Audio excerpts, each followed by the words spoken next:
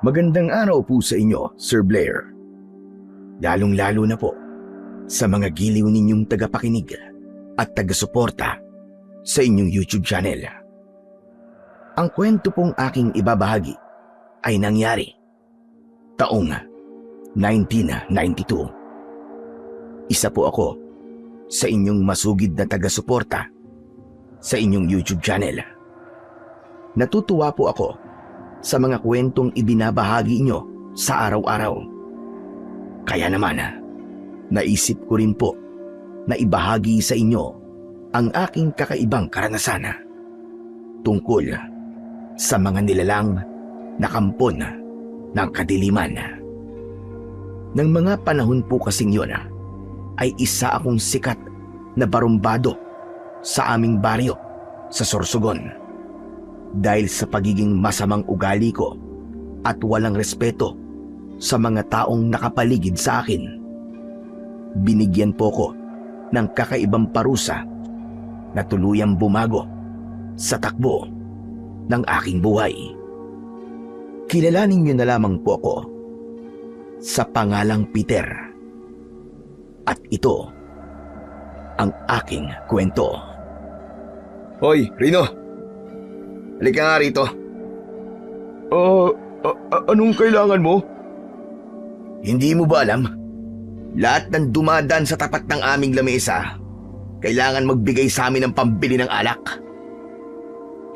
Oo nga naman, Rino. Para ka namang walang pakisama niyan eh.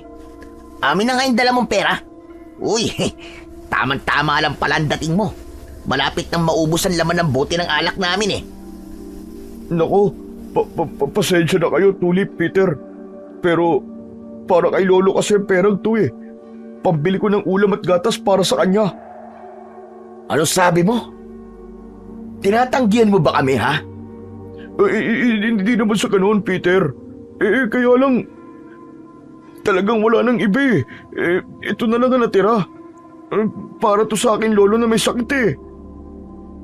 Wala akong pakialam kung may sakit pa ang lolo mo. Ang gusto ko, ibigay mo sa akin ang perang hawak mo para may pambili kami ng alak. Naiintindihan mo ba ako? O baka naman gusto mo pang masaktan, ha? Aray, teka sandali lang, Peter. Bitiwan mo ang braso ko, nasasaktan ako eh. Talagang masasaktan ka kapag di mo binigay sa akin ang perang hawak mo. Ano? Ibibigay mo ba o hindi? Hindi talaga pwede, Peter eh. Iba na lang ang hingiin mo sa akin. Huwag lang ang pera na to. Parang awa mo na. Wow, pare. Ang tigas na ni Rino ah. Mukhang papalag na. Lintik na. Hindi pwede sa akin ang nagmamatigas. Ano? Ibibigay mo ba o babasagin ko ang bote ng alak sa ulo mo? Ano? Nakikiusap naman ako sa'yo, Peter. Huwag mong gawin sa akin to. Aray, bitiwan mo ang braso ko pakiusap. Isa pa, araw-araw naman ako nagbibigay sa inyo ng pera. Ngayon lang naman hindi. Dahil para talaga to sa may sakit kong lolo eh. Maawa naman kayo. Hindi ba't sinabi ko sa'yo na wala akong pakialam sa lolo mong panot? Matigas ka. Kung ayaw mo magbigay, itong nararapat sa'yo. Isang malakas na tunog mula sa nabasag na bote ang umalingaw-ngaw sa tapat ng tindahan ni Aling Mila. Kasunod ng pagbagsak sa lupa ng duguan na si Rhino. Nabitiwan niya ang 100 piso habang nakapikit ang kanyang mga mata dahil sa umaagos na dugo nito mula sa pumutok niyang noo. Dinampot naman ni Tulip ang pera habang nakangisi ng nakakaloko. Nagkagulo ang mga taong naroroon at bumakas ang galit sa kanilang muka. Binitiwan ko ang basag na bote at galit kong dinakot ang damit ni Rino. Saka ko siya sinigawan sa kanyang muka. O ano? Sa susunod kasi, kapag meron akong hinihingi sa'yo, magbigay ka na kagad para hindi ka na nagkakaganyan. Naiintindihan mo ba ako? Dahil ang pinakaayoko sa lahat ay yung pinapahirapan pa ako. Kahit ilang bote pa ng alak ang ipalo mo sa ulo ko, hindi ko talaga ibibigay sa'yo natitirang pera ko. Para kay lolo to eh. Kaya sige na, ibalik niyo na sa akin ang pera ko. Napakahayop mo. Aba, talagang pumapalag na si Rino, Peter. Hayop ka raw. Banatan mo na. Hindi pwedeng sumasagot-sagot siya ng ganyan sa'yo. Huwag mong hayaan na humaba pa ang sungay niyan para kalabanin ka. Kaya sige na, banatan mo na ang pagmumukha ng hayop na yan. Dahil sa udyok ng aking kaibigan na si Tulip, walang awa kong pinagsusuntok sa mukha si Rino. Malaki at matigas ang aking kamao, kaya ganong kalakas na lamang ako kung manuntok. Si Rino naman, medyo may katabaan, pero ampaw ang katawan. Pero ni katiting na awa ay wala akong nararamdaman para sa kanya. Basta ang ikinasasama lamang ng aking loob ay ang ipinahiya niya ako sa harap ng maraming tao. Aray! Tama na! Tama na! Hindi lang yan ang aabuti mo sa akin. Sa oras na tumanggi ka pang magbigay ng pera sa akin. Naiintindihan mo ba ako? Ha? Sagot! Oo na. Bitiwan mo na ako. Huwag mo siyang bitiwan, tol. Suntukin mo pa siya sa mukha ng magtanda. Tama na. Hindi na ako ulit. Hindi na. Peter! Bitiwan mo si Rino! Anong ginagawa mo sa kanya? Naibaba ko ang aking kamao nang dumating si Lolo Sendong. Hawak niya ang tungkod habang nagmamadali siya sa paglapit sa akin. Hala, sige! Pakawalan mo si Rino! Ano na naman bang kalokohan ito? Wow, tol. Kahit kailan talaga, kontrabida palagi ang lolo mo sa atin. Huwag kayong makialam dito, Lolo Sendong. Wala kayong kinalaman sa away namin ng hinayupak na to. Anong walang kinalaman, ha? Tingnan mo nga ginagawa mo kay Rino. Hindi ka na ba naaawa sa kanya? Maawa? Anak naman ng putya, oo. Malakas pa yata to sa kalabaw eh. Kung binigay na lang kagad niya sa akin yung pera kanina, di sana, hindi ko na siya pinalo ng bote sa ulo. Tama nga naman, tanda. Kaya mabuti pa, bilhan mo na lamang kami ng alak ni Peter nang hindi na namin guluhin si Rino. Di ba? Isa ka pa. Wala kang kwentang kaibigan ng aking apo. Imbis na umawat ka, inuudyokan mo pa. Ang mabuti pa iwan mo na si Peter at maghanap ka na ng kagaya mong asal hayop. Wow! Umayos kang matanda ka, ha? Akala mo siguro di ako pumapatol sa matatanda. Kahit lolo ka pa ni Peter, papatulang kita. Sige, subukan mo. Nagbabali ang tungkod ko sa katawan mo. Lolo Sendong, pwede ba? Umalis na lang kayo rito. Ang lakas ng loob ninyong maghamon matanda na kayo. Wala na kayong ibubuga para lumaban. Kaya mabuti pa, umuwi na lang kayo. Ikaw ang walang lakas, Peter. Ang may hina lamang nakagaya ni Rino, ang kinakaya-kaya mo. Kaya kung ipagpapatuloy mo ang kalokohan mo, mas gugustuhin ko pang makulong ka kaysa pabayaan ka sa mga ginagawa mong kahayupan. Hanep, ipakukulong niyo ako? Apo niyo ako ah. Tapos mas kakampihan niyo pa si Rino kaysa sa akin. Grabe, ang lupit niyo rin no? Ikaw ang malupit, Peter. Hindi ako. Wala kang awa. Isa pa, wala akong kinakampihan sa inyong dalawa ni Rino. At saka hindi ko kayang kampihan ang barumbadong tao na kagaya mo. Nakakahiya ka. Wala kang kahihiyan. Kanino ako mahihiya? Sa inyo? Sa ibang tao? Aba, hindi ba't kayo naman na naging dahilan kung bakit ako naging ganito? Di ba? Kung gusto nyo magkampiyang kay ni Rino, magsama kayong dalawa. Wala akong pakialam. O yan, isaksak nyo sa baga nyo ang tarantadong yan. Mabilis kong itinayo si Rino at pinagtulakan ko siya papunta kay Lolo Sendong. Pasuray-suray na naglakad si Rino, kaya inalalayan siya ng matanda. Kaya naman, mas lalong nagnit-ngit ang aking kalooban dahil mas inalala pa ni Lolo Sendong ang ibang tao kesa sa akin. Tol, papayag ka ba na ganyanin ka ng sarili mong lolo? Naku, kung sa akin yan, hindi ako makakapayag. Parang nakakainsulto eh. Huwag ka nang makialam sa pamilya namin, Tulip. Kung ganyan ang ugali mo sa sarili mong pamilya, aba, huwag mo nang hawaan ang aking apo ng pagiging sanggano mo. Dahil sa sinabing yon ni Lolo Sendong, nagalit si Tulip at sinuntok niya ito. Bumagsak ang matanda sa lupa. Imbis naman na tulungan ko si Lolo Sendong, ngumisi pa ako ng nakakaloko. Ganun kasama ang ugali ko noon.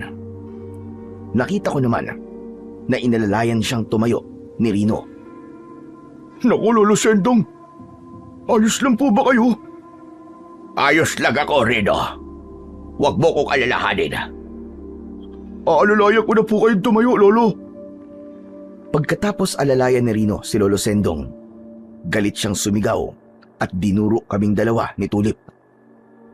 Wala kayong galang sa matanda. Lalo-lalo ka lang, Peter. Kaya mo tiisin, nasaktan ng ibang tao si Lolo Sendong. Napakawalang kwentang tao mo talaga. Ano ka mo? Baka basagin ko ng tuluyan yung pagbumuka mo. Tarantadon to Peter, sige na, basagin mo ng pagbumuka ng hayop na yan. Parang naghahamon eh. Nakakainit ang dugo eh. Isa ka pa, Tulip. Imbis na itama mo ang pagkakamali ni Peter, inuudyukan mo pa na gumawa ng masama. Balang araw, mararanasan nyo rin ang karma. Kapag dumating ang oras na yun, pagsisisihan nyo ang lahat ng kasamaang ipinapakita nyo sa mga tao. Lalong-lalo na sa matatandang kagaya ni Lolo Sendong. Tandaan nyo yung sinabi ko sa inyo. Hoy, lalaking ulit ba na mukhang tipaklong? Huwag mo akong maduro-duro Baka putulin ko yung daliri mo. Kanina pa ako nagtitimpi sa'yo. Isa pa, ang totoong karma ay ang pagbumuka mong kwadrado. Kaya siguro hindi mabasag ng suntok ni Peter ang pagbumuka mo eh. Dahil matagal lang basag yan. Umalingaw-ngaw ang malakas naming tawanan dahil sa sinabi niyo ni Tulip. Ngunit binaliwala yon ni Rino. Sa halip, inalalayan niyang maglakad si Lolo Sendong. Hindi ko na sinubukang pigilan pa ang dalawa. Nang umalis ang mga ito, ipinagpatuloy na lamang namin ang pag-iinuman sa tapat ng tindahan ni Aling Mila. Buong araw kaming nagpakalunod sa alak habang panay ang hingi namin sa mga taong dumaraan.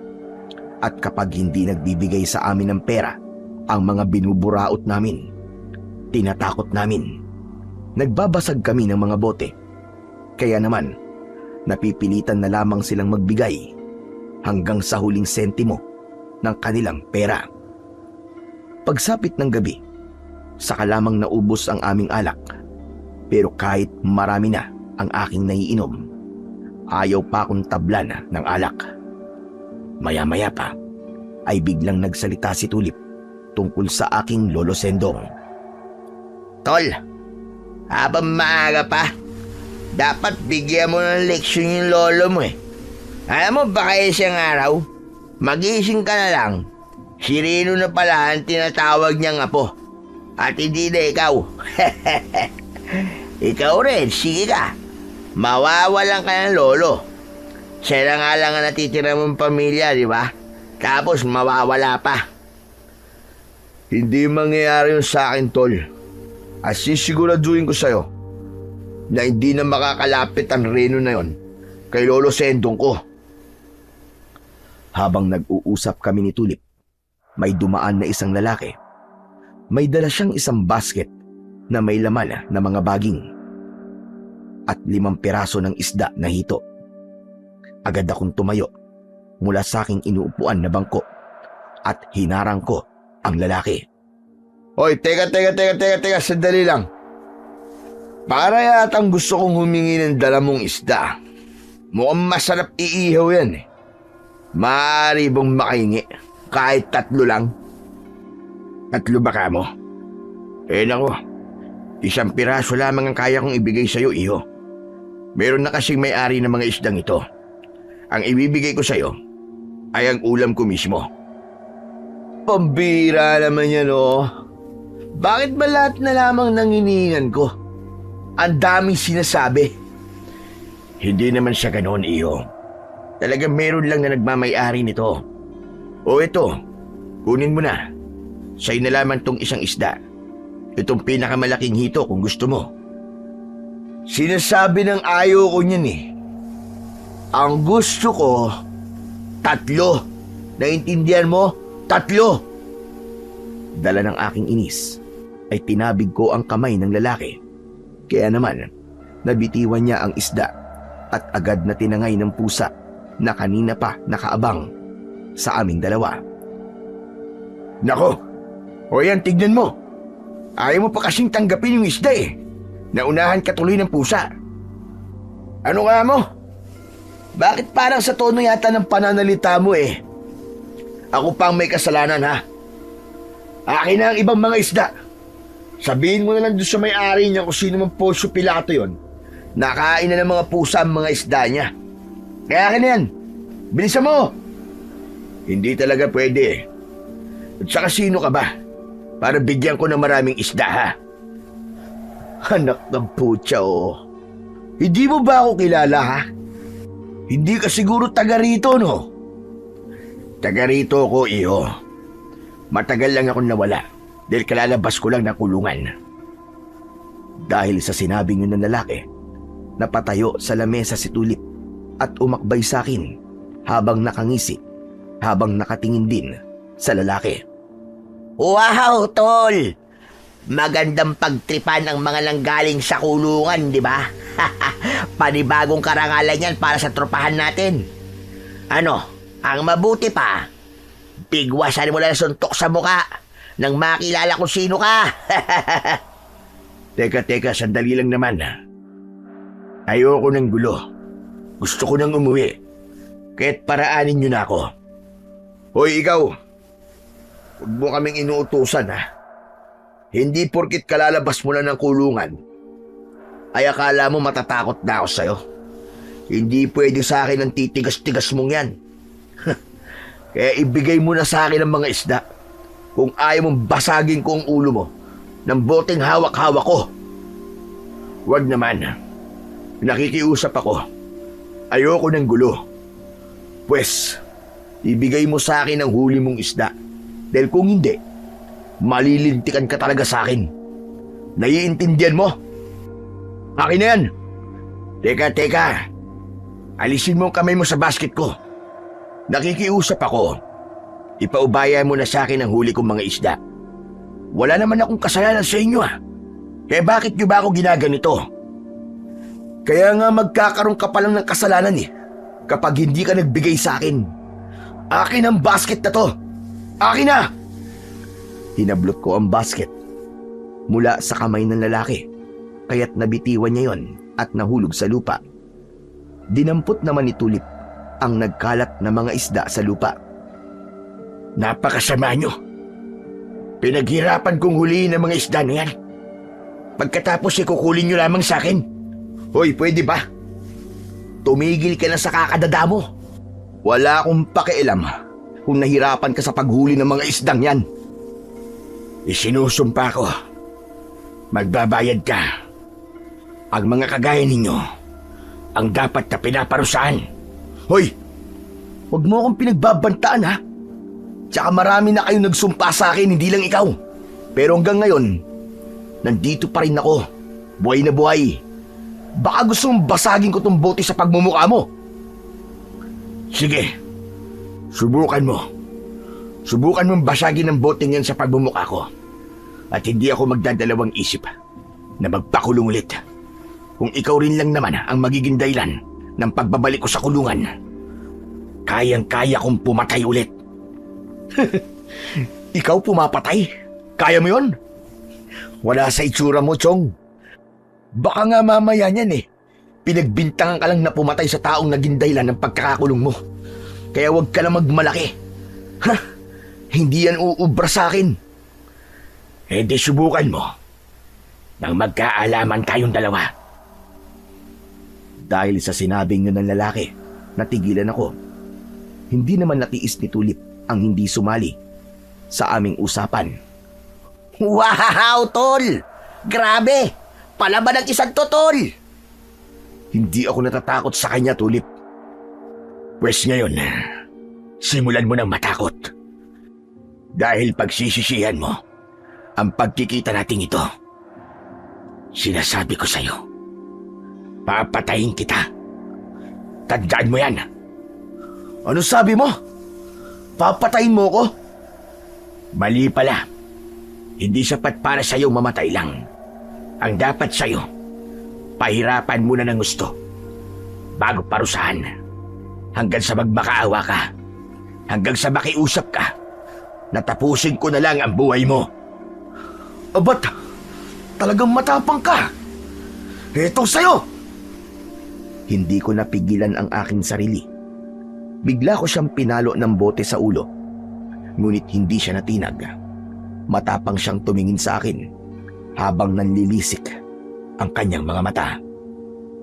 Ito ang pinakamalaking pagkakamaling ginawa mo.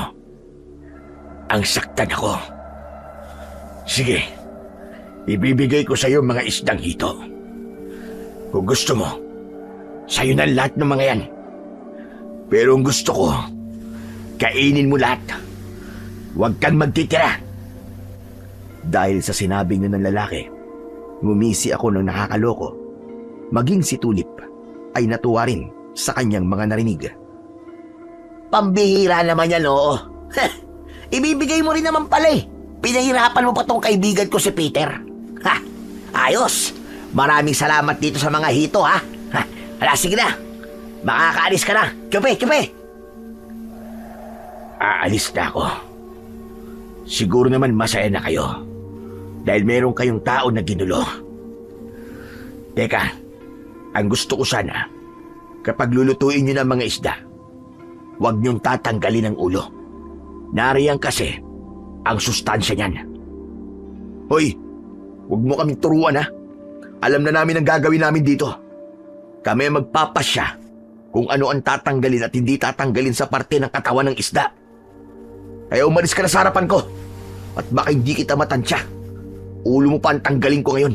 Hala, sige na. Makakaalis ka na. Naaalibadbaran ako sa'yo. Hindi ko alam kung bakit biglang bumundol ang kaba sa aking dibdib. Bigla kasing nagpaubaya ang lalaki. Umalis siya sa aming harapan. Ngunit habol ko pa rin siya ng tingin. Iniisip ko, sino ba talaga ang lalaking yon? Maya-maya pa, biglang dumating si Lolo Sendong.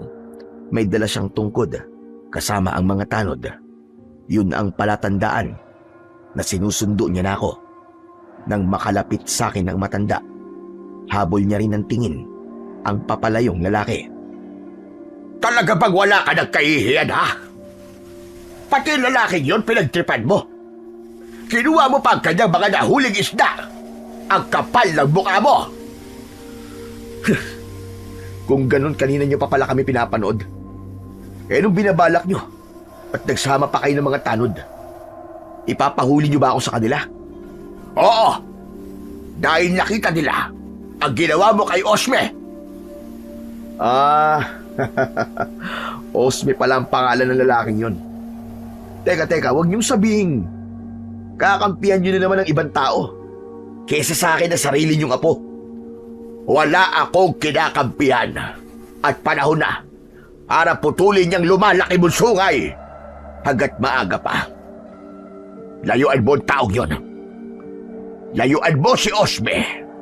Sinasabi ko sa'yo, kung ayaw mo magsisi at mapahamak sa bandang huli. Wala akong pakialam sa mga sinasabi niyo, Lolo Sendong. Abat lintik na to, ha?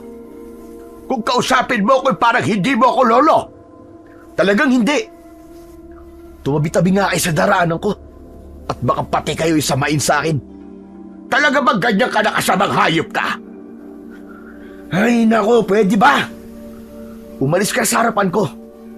Tsaka wag niyo na akong pinakikialaman at sinusundo na para bang bata. Baka pati kayo hindi ko na matansya eh. Hindi kita sinusundo. Narito ako para ipakulong kang tarantado ka. Dahil malala na ang pagiging barumbado mo at pagiging bastos mo. Barumbado, bastos. Sus! Wala akong pakialam kung barumbado ang tingin niyo sa akin at bastos. Hindi ako magkakaganito kundi dahil sa inyo. Magsama-sama kayong mga peste kayo. Diyan na kayo! Hindi umalis sa aking harapan si Lolo Sendong. Kaya dala ng aking galit, sinipa ko siya sa tagiliran at bumagsak siya sa lupa. Kaya naman, lumapit na sa akin ang mga tanod kasama si Kapitan. Agad nila akong hinawakan sa tigkabilaan kong braso. Ganon din si Tulip na lumaban pa sa mga tanod. Pero dahil may mga hawak silang batuta at arnis, wala na kaming nagawa. Nabitiwan din ni Tulip ang isdang kinuha namin mula kay Mang Osme. Sige na ho, Kapitan. Dalhin niyo na po ang walagyang yan. Ikulong niyo. At bukas niyo na lang palabasin nang hindi na manggulo pa rito. O kung gusto niyo, ikulong niyo siya hanggang mabulok. Talaga palang kayang-kaya niyo itong gawin sa akin, ha? Peter, ano ba nangyayari sa matandang yan? Nasisiraan na yata ng ulo yan eh. Ewan ko ba? Baliw na yata ang matandan to. Hindi ako ang baliw, kundi kayong dalawa. Ginagawa ko lang ito para sa mas ikabubuti nyo at ikabubuti ng mga taong nakatira dito na piniperwisyo nyo. Eh bakit pati ako nadamay? Abat dapat lang na madamay ka, Tulip. Dahil palagi mong inuudyo na gumawa ng masama ang apo ko. Ako? Ako pa nag-uutos kay Peter na gumawa ng masama ah? Wow naman tol, ang lakas ng aray ng lolo mo. Ang tingin yata sa'yo ng lolo mo ay isang batang paslit na walang sariling isip, na sunod-sunuran lang na parang asong aw-aw. Pasensya ka na, tol, ha? Pati ikaw nadadamay sa kalokohan ni Lolo Sendong. Lo, ano ba? Pwede ba? Pakawalan niyo na kami. Hala, sige na. Ikulong niyo na sila, Kapitan. Nakita niyo naman po kanina kung anong ginawa nila kay Osme at sa akin. Anak ng putya, oh. Ipapakulong niyo talaga ako? Kung yan lang ang nag-iisang paraan para matigil ka na sa mga pinaggagawa mong kawalagyaan, hindi ako magdadalawang isip na ipakulong kang talaga. Kailangan mong makulong para magtanda ka. Hayop kang matanda ka. Ang dapat sa'yo namamatay na. Sana nga, namatay na lang ako at hindi na lang kita binuhay. Tandaan mo to. Kapag nakalabas ako, umanda ka. Pagsisisihan niyo to. Hayaan mo na siya tol. May araw din sa akin na matandang yan. Sige na, Kapitan. Kayo na bahala sa mga yan. Gawin niyo ang lahat para hindi sila makatakas. Hindi kami mabubulok sa kulungan. Dahil sisiguraduhin kong makakalaya rin kami bukas na bukas. At simula sa araw na to, wala na. Pinuputol ko na ang ugnayan nating dalawa. Sana nga ganun yung kadali. Sana nga maputol na ang ugnayan natin sa isa't isa. At kapag dumating ang araw na yon, kasabay na matatapos ang responsibilidad ko sa'yo bilang apo ko. Hoy, tanda! Hindi ko kailangan ng responsibilidad mo. Wala akong panahon sa mga responsibilidad na sinasabi mo. Ang alam ko, ikaw ang dahilan kung bakit wala akong mga magulang ngayon. Kaya ako lumaki ng ganito. Kasalanan niyo to! Kasalanan niyo! Ang kasalanan ko ay yung hinayaan ko mabuhay ka. Ang kasalanan ko ay yung tinanggap kita sa buhay ko. Pinagsisisihan ko na tumupad ako sa isang pangako. Napakawalang utang na loob mo. Kung alam ko lang nalalaki ka ng ganyan, hindi na sana kita inalagaan. Sinusumbatan niyo ba ako? Oo, sinusumbatan kitang hayop ka. At pinagsisisihan kong naging apo kita. Sana dumating na ang araw na maparusahan ka sa kasamaan ng ugali mo, sa pagiging barumbado mo, sa pagiging bastos mo. Sana makahanap ka ng katapat. At kapag dumating ang araw na yon, wag na wag kang hihingi ng tulong sa akin at magmamakaawa. Yun ang unang pagkakataon na nakita kong nagalit sa akin si Lolo Sendong. Kaya naman, naramdaman ko ang kakaibang sakit mula sa aking dibdib.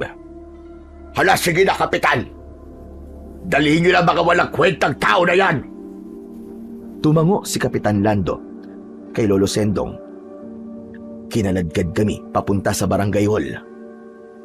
Mas lalong nagnitngit ang aking kalooban dahil yun ang unang beses na ipinakulong ako ng matanda. Sinabi ko sa aking sarili na sa oras na makalabas ako ng kulungan ay maghihiganti talaga ako kay Lolo Sendong. Hanggang kinabukasan, pinalaya rin kami ni Kapitan. Pambihirang buhay to. Pati ako nadamay sa katangahan ng lolo mo, tol eh. Anong binabalak mo ngayon, ha? Hindi ba tayo gaganti sa kanya? Pabayaan mo akong dumiskarte, Tulip. Lagot sa akin ang matandang yun. Makikita talaga niya. Aba't dapat lang. Dahil kung ang lolo mo mismo ang nagpakulong sa atin, aba, lintik lang ang walang ganti. Walang kamakamag-anak kapag ako nagalit. Sinasabi mo ba? Nasaktan ko ang sarili kong lolo? Ganun ba? Oo naman. Hindi ba't yun naman talaga nararapat nating gawin? Kung nakaya niyang ipakulong ka, ibig sabihin nun, wala ka talagang halaga sa kanya. Dahil sa bugso ng aking damdamin, iniwan ko si Tulip at nagmamadali akong umuwi sa bahay. Pagdating ko sa aming tahanan, nadatnan ko si Lolo Sendong. Abala siya sa pagsisibak ng kahoy. At kahit na nakita niya na ako, hindi siya tumigil sa kanyang ginagawa. Kaya naman, nilapitan ko siya habang nakakuyom ang aking mga kamao.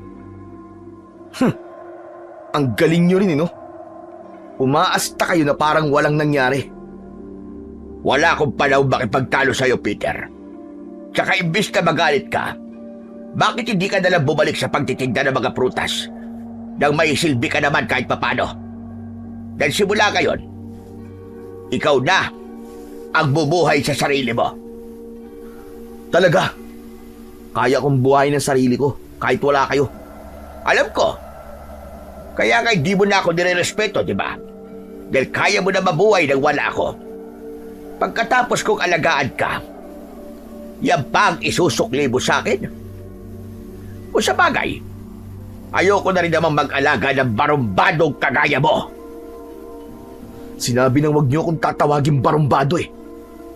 Hindi ako barumbado. Ayoko lang magpakita ng kahinaan sa iba. Hanggang kailan ka ba makukulong sa nakaraan mo? Hanggang kailan mo ba isusumbat sa akin ang mga nangyari sa mga magulang mo, ha?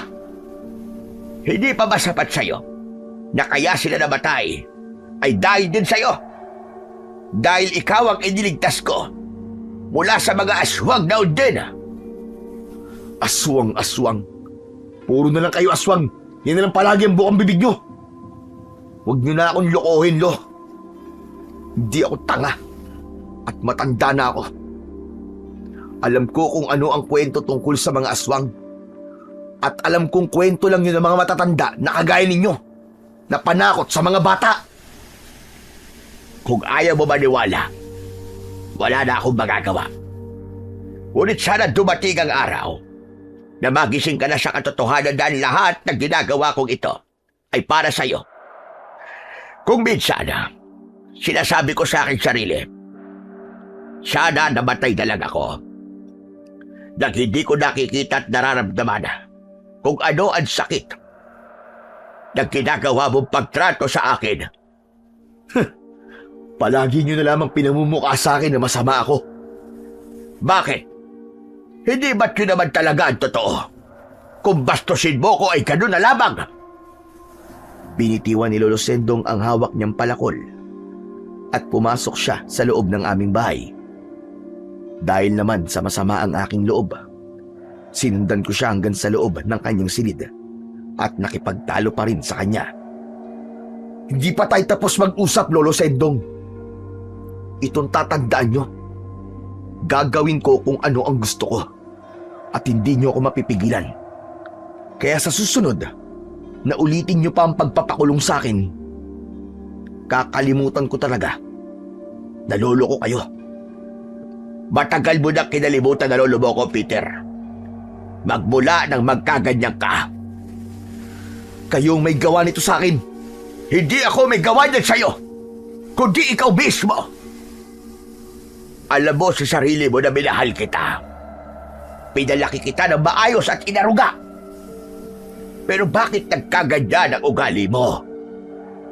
Dahil parang baliwala lamang sa inyo ang nangyari sa mga magulang ko. Eh, anong gusto mong gawin ko? Hanapin ang mga aswang na pumatay sa kanila para lamang makontento ka, ganun ba? Kahit na anong sabihin nyo, hindi na ako maniniwala sa inyo. Ako mismo ang aalam sa totoong nangyari sa kanila at kung paano sila namatay. Bahala ka kung ano gusto mong gawin. Wala na akong pakialam. Pero sana lang, hindi ka parusahan sa mga ginagawa mo. Paano kung isang araw matagpuan mo ang taong katapat mo? Mahirap magsisi sa huli. Katapat ko? Bakit? May tao ba na kayang lumaban sa akin, ha? Meron. Meron, Peter. Maghintay ka lang. Maghintay? Ang hihintayin ko ay kung kailan ka mamamatay. Huwag kang mag-alala. Konting panahon na lamang ang ilalagi ko sa mundo. Huwag ka lang mainip. Talaga? Huwag niyo lang tatagalan na mamatay nang hindi ako mainip. Nakakabwisit kayo. Bakit ba kayo pa naging lolo ko? Dahil sa sama ng aking loob, padabog akong lumabas ng bahay. Hindi ko akalain na madadatnan ko si Tulip na nakatayo sa labas ng aming pintuan. Bilib ako sa'yo, tol.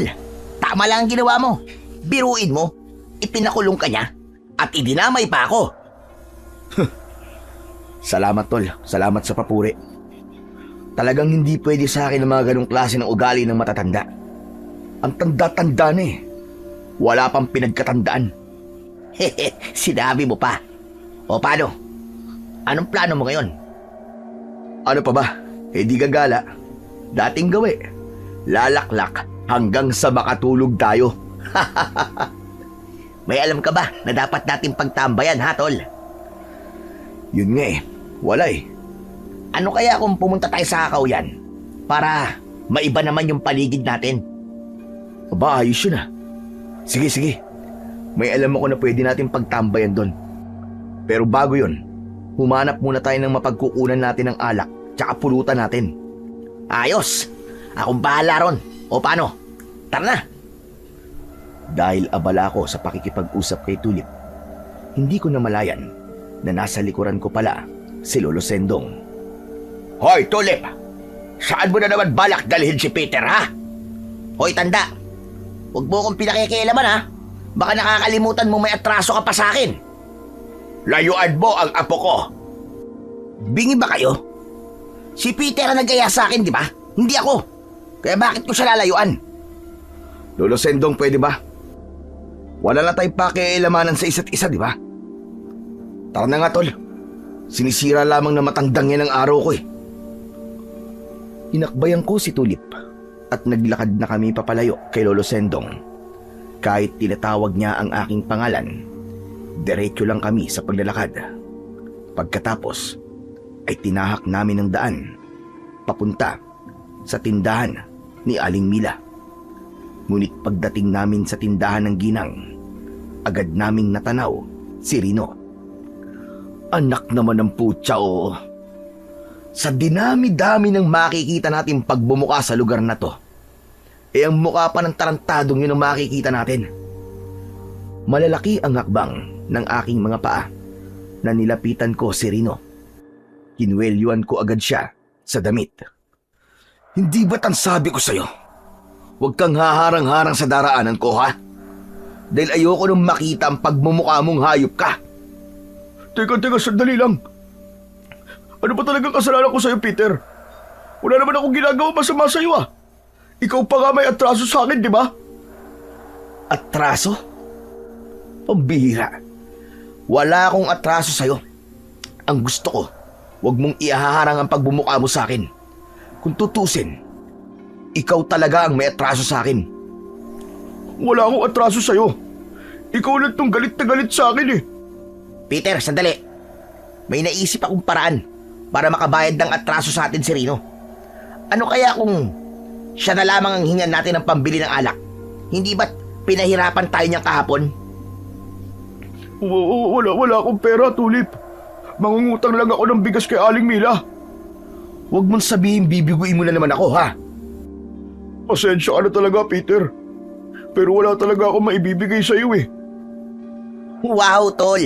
Talagang matigas to si Rino. Lahat na lamang nang hingin natin sa kanya, palagi niya tayong binibigo.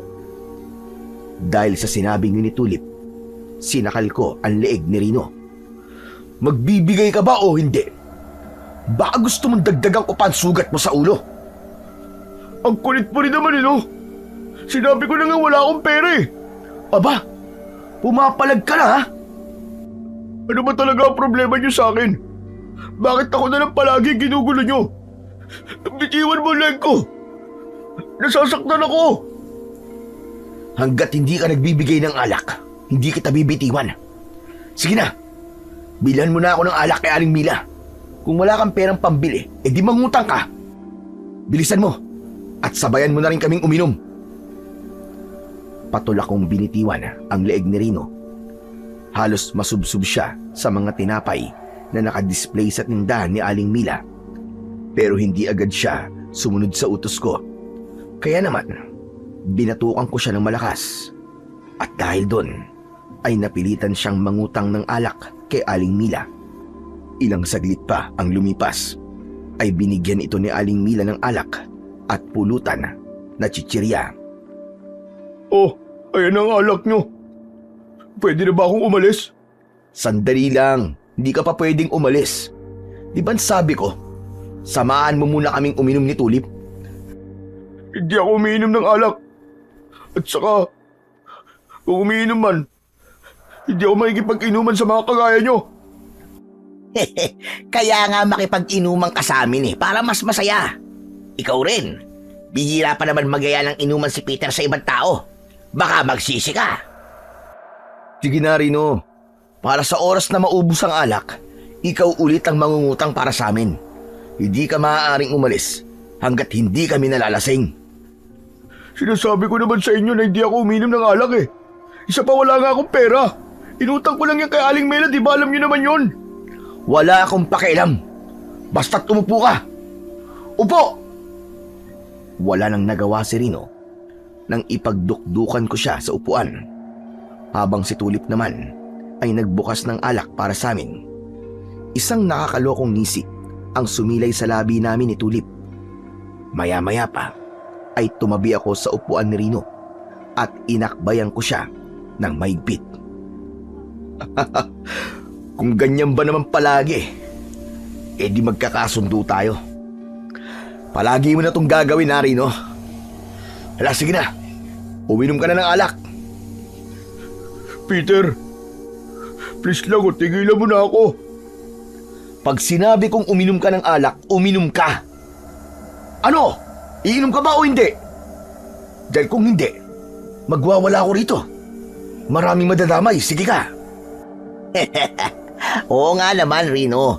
Pagbigyan mo na kasi to si Peter. Aba, makulit to. Hindi ka niya titigilan hanggat hindi ka umiinom ng alak. Sige na. Dapat nga, maging masaya ka pa eh. Dahil inaalok ka namin ng alak. Ibig sabihin nun, magiging kasangga ka na rin namin. Di ba, Peter? Itinaas ni Tulip ang baso na may laman na alak. Ibinigay niya yon kay Rino.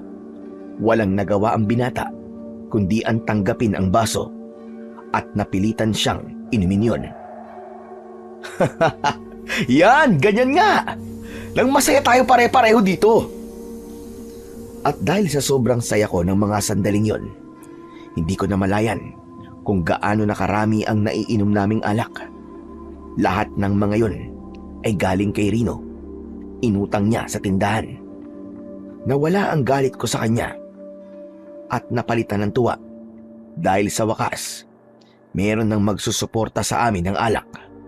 Maya-maya pa ay bigla kong naramdaman ang labis na antok hanggang sa hindi ko na napigilan ang aking sarili nang sumubsob ako sa lamesa para matulog. Kinabukasan, naramdaman ko ang lubid na nakagapos sa aking mga kamay. Kahit nakapikit ako, alam kong nakatali ako sa katawan ng puno. Dahan-dahan ako nagmulat ng aking mga mata at tumambad sa aking harapan ang malawak na kakawian. Inilinga ko ang aking paningin sa paligid at ganun na lamang ang panlalaki ng aking mga mata nang makita ko sina Rino at Tulip. Nakagapos din sila sa puno ng mahogani. Tulip? Rino? Gising! Hoy! Magsigising kayo! At dahil malakas ang boses ko, agad na nagising si Rino. Maging siya ay nagtataka rin sa paligid namin. Teka, nasan tayo? Tsaka bakit nakagapos ako, Peter? Ano nangyayari? Hindi mo ba nakikita? Pareho lamang tayo nakagapos sa mga kamay. Gisingin mo nga si Tulip. Baka alam niya kung bakit tayo nandito. Tulip! Tulip, gising! Tulip, gumising ka! Agad na nagmulat ng mga mata si Tulip at namutla ang kanyang labi nang makitang nasa kakahuyang kaming tatlo. Hala! Paano tayo nakarating sa lugar na to? Nasaan tayo? Nagiinom lang tayo kagabi ah. Anong ginagawa natin dito? Huy, Peter, Rino, sumagot kayo. Sino may gawa nito sa atin? Ay, buwisit na yan, oo. Akala ko pa naman, alam mo kung bakit tayo nandito. Ay, naku, pambihira. Mukhang pinagtripan tayo, ah. Sino kaya ang gagawa nito sa atin? Anak naman ng 7 kamote, oo. Sino ang maglalakas ng loob na gawin to sa atin? Ako ang gumapos sa inyong tatlo. Mabilis kaming napalingon sa gawi ng nagsalita. At ganun na lamang ang panlalaki ng aking mga mata nang makilala ko si Osme. Ngumisi siya na nakakaloko habang naglalakad papalapit sa aming tatlo. Kasunod ng malakas niyang tawa. Kumusta naman ang tulog nyo? Ha? Mga iho? Ikaw? Ikaw ang may gawa nito sa amin? Bakit mo kami ginapos dito, ha? Pakawalan mo kami! Kung ayaw mo mamatay! Sa tingin mo ba, natatakot ako mamatay, ha? Kayo ang dapat na matakot sa akin. Dahil sa gagawin ko sa inyong tatlo. Wala akong pakialam sa mga pinagsasabi mo. Pakawalan mo kami rito, mga Osme. Dahil sa oras na makawala ako rito, babasagin ko talaga ang pagbumuka mo. Mukhang hindi mo pa rin naiintindihan kung ano ang ibig ko sabihin. Hindi mo ba naiisip kung bakit nandito kayo sa kakahuyan, ha? Ilinga mo ang iyong paningin sa paligid. Walang ibang tao ang nandito. At kahit sumigaw kayo ng malakas, walang makakarinig sa inyo. Ano bang kailangan mo sa amin? Wala akong kailangan sa inyo. Gusto ko lang na maglaro. Paglaruan ang barumbado na kagaya mo, Peter. Anak ng putya. Kilala mo pala ako eh. Bakit nung nagkita tayo, sabi mo hindi mo ako kilala? Talagang hindi kita kilala ng gabing yun. Kaya nang marinig kong tinawag ka ni Tatay Sendong, nalaman ko ang pangalan mo. Ang saya nga eh.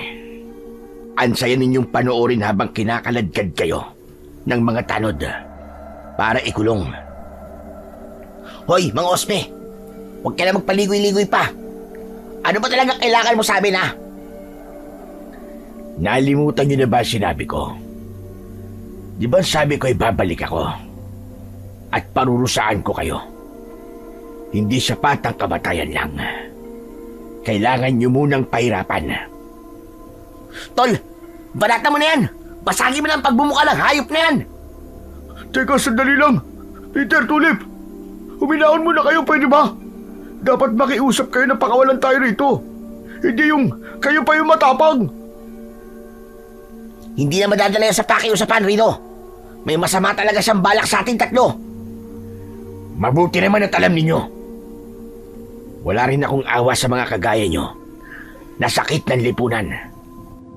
Kung kayo ay mga barumbado, ako naman ang kumakatay sa mga barumbadong kagaya ninyo.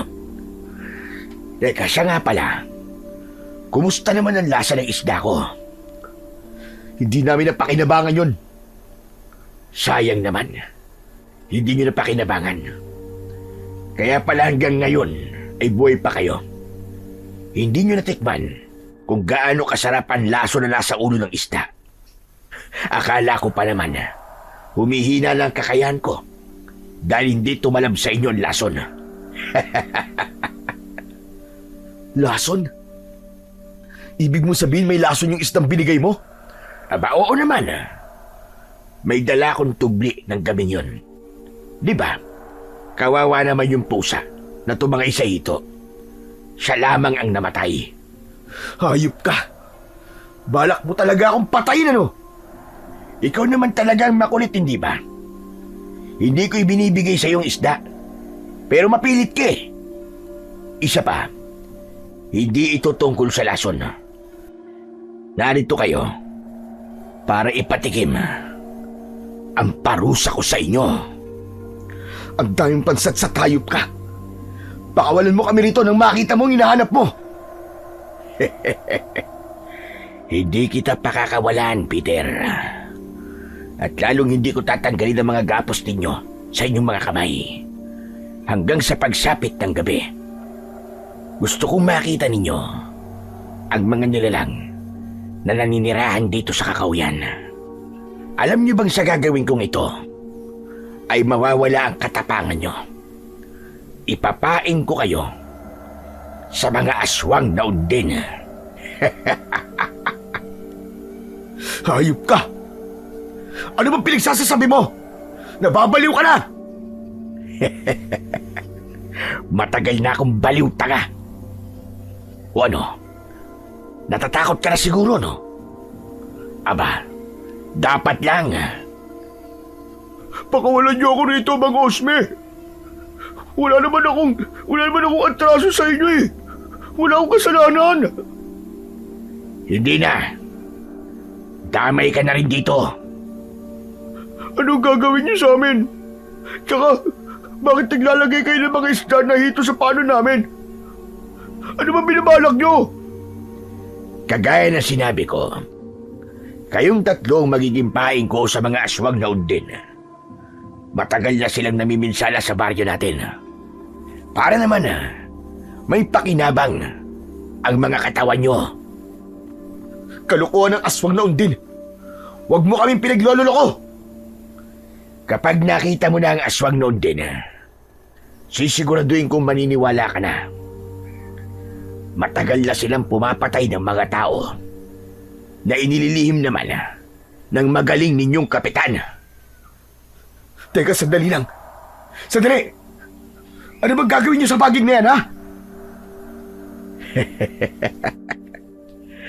Pagmasdan mo kung paano ako gumawa ng lason. At sa oras na mainom ninyo ang katas ng tubli at mailagay ko sa inyong balat ang ibang likido nito, magiging mabango kayo sa pag-amoy ng mga undin. Kayo ang pinakamaganda kong pain sa mga aswang na yun. Wala ka na. Nasisiraan ka na ng ulo. Kayo masisiraan ng ulo. Lalong-lalo ka na, Peter. Magkakandaihi ka sa salawal dahil sa labis sa takot at isusumpa mo ang araw na ito. Naupo si Mang Osme sa tapat ng malaking bato habang hawak ang baging. Pinitpit niya yon gamit ang bato. Saka piniga at inilagay sa malinis na bao. Hanggang sa lumapit siya sa akin. Oh, inumin mo na ito. Ayoko. Ilayo mo sa akin yan. Saka anong klaseng liquid ba yan, ha? Basta inumin mo ito. Dahil kung hindi mo ito iinumin, mapapadali ang buhay mo. Hindi ako natatakot mamatay. Kaya tapon mo na yan. Kung gusto mo, ikaw na lang ang uminom yan. Hindi uubra sa akin ang pagmamatigas mo, iho. Sige na, inumin mo na ito. Inumin mo na ang katas ng baging na tubli.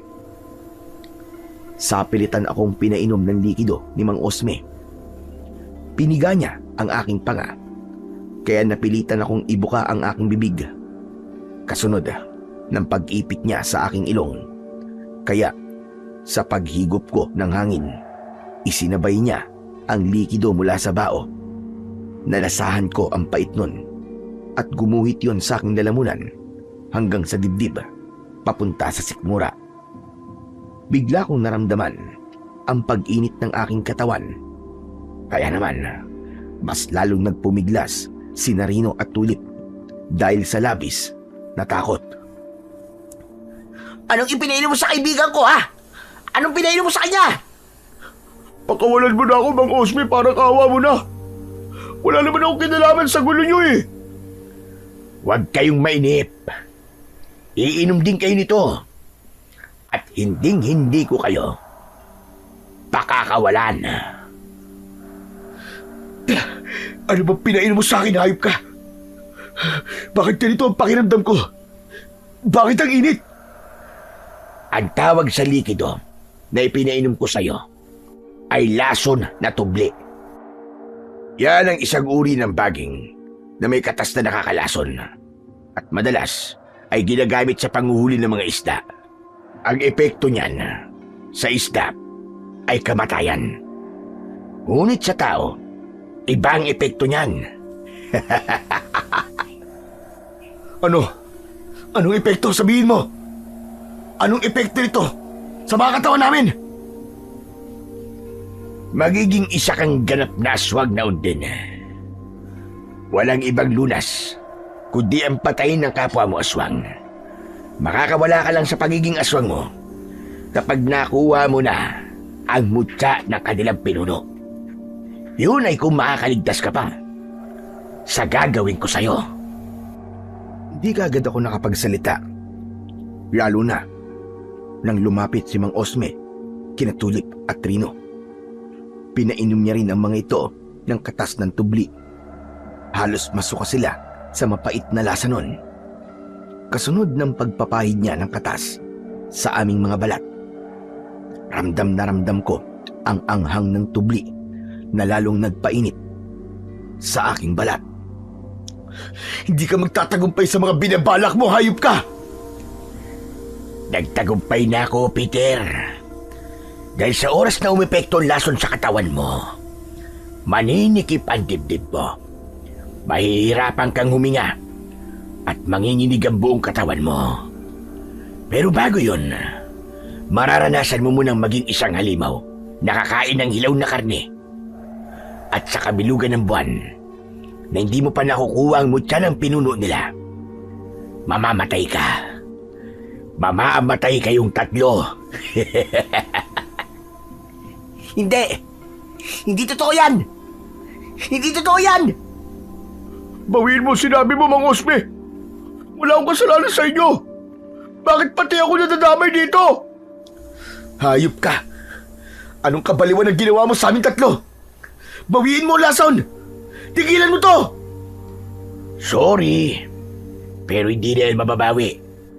Isa pa, sa lahat ng nilason ko, ikaw ang pinakapaborito ko. Gustong-gusto ko na makita kang nahihirapan at nasasaktan.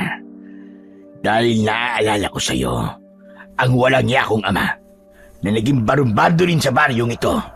Naging siga-siga. Yan ang dahilan kung bakit galit na galit ako sa mga barumbado at siga na kagaya mo.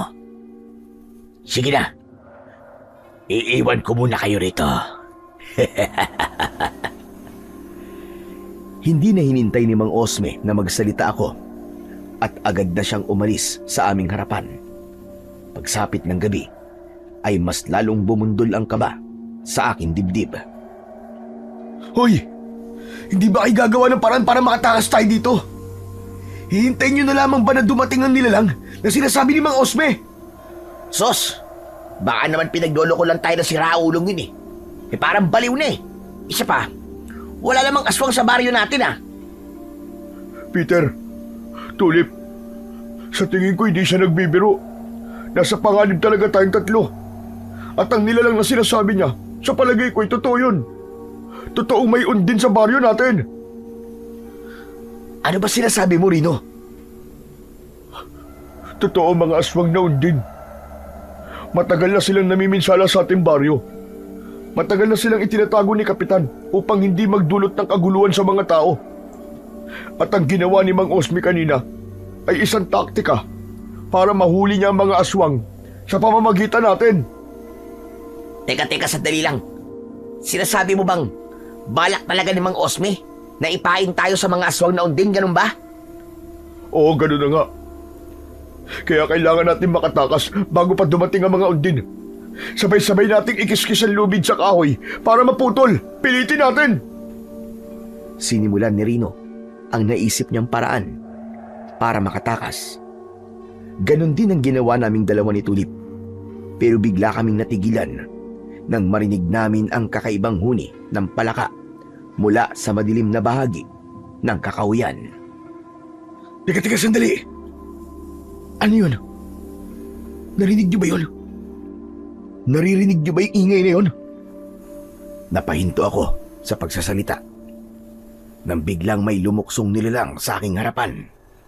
Kasunod ng paglitaw ng mga aswang mula sa likod ng puno. Dahan-dahan silang humakbang papalapit sa aming kinaroroonan habang nag-aagawan at nag-aaway. Tumutulo ang malapot nilang laway. Nanlalaki ang aking mga mata. Nang tumambad sa aking paningin ang makintab na kulay berde nilang balat. Halos kasing taas ko lamang ang mga aswang na undin. Malaki ang kanilang mga mata na mapula. At higit sa lahat, mukha silang mga palaka. Ganon din ang kanilang huni.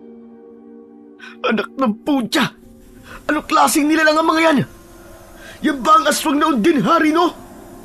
Maging si Narino at Tulip, hindi na rin sila makapagsalita habang papalapit sila sa aming kinaroroonan. Naaamoy ko rin ang mabahong singaw ng kanilang katawan na parabang nabubulok na laman ng karne ng hayop. Lumitaw ang malalagari nilang mga ngipin. Lumabas din ang dila ng isa sa mga aswang at dumikit yon sa aking pisngi. Ramdam na ramdam ko ang pag-iinit ng aking balat na parabang unti-unti akong nasusunog. Napasigaw ako ng malakas dahil sa labis na sakit at takot. Ah! Lumayo ka! Lumayo ka sa akin! Huwag kang lumapit! Halimaw ka! Ah! Ang sakit! Nakakapaso ang laway mo! Hoy! Aswang na undin! Layuan mo si Peter! Ako! Ako ang lapitan mo! Ngunit hindi nito pinansin ang sigaw ni Rino. Sa halip, mas lalong lumapit sa akin ang aswang. Napapikit ako. Ayokong makita ang nakakatakot na itsura ng undin. Bigla akong kinagat ng aswang sa aking balikat. Napasigaw ako ng malakas dahil sa labis na sakit. Nagpumiglas ako para makawala mula sa pangil ng undin. Pakiramdam ko ng mga sandaling yon ay katapusan ko na. At lahat ng mga nagawa kong kasalanan ay bigla na lamang bumalik sa aking isipan. Sina Tulip at Rino naman ay inatake na rin ng mga undin. Pagkalipas ng ilang minuto, biglang bumagsak sa lupa ang mga aswang. Nagkikikisay ang kanilang katawan. Bumubula ang kanilang mga bibig hanggang sa natunaw sila ng sarili nilang laway. Diyos ko! Ngayon lang ako nakakita ng ganyang klaseng mga nilalang. Asido ang laway ng mga aswang na undin. Paano na tayo? May kagat tayo ng undin sa katawan! Nakuyom ko ang aking kamao dahil sa labis na galit habang nararamdaman ko ang sakit mula sa aking sugat. At ang natitirang undin na kumain sa mga hito ay natumba rin sa lupa. Bumubula ang kanilang bibig dahil sa lason. Maya-maya pa, umalingaw-ngaw ang malakas na sigaw ni Mang Osme mula sa kakahuyan. Inatake niya ng taga ang mga nakahandusay na undin hanggang sa mamatay ang mga ito. Pagkatapos ay lumapit siya sa akin. Kumusta? Mukhang takot na takot ka. O ano? Kala ko ba'y siga ka? Nasaan na ang tapang mo? Hayop ka! Hayop ka! Magbabayad ka! Oh, Bakit nagagalit ka? Hindi ba't ganyan din naman ang ginagawa mo sa mga binibiktima mo? Sa mga binuburaot mo?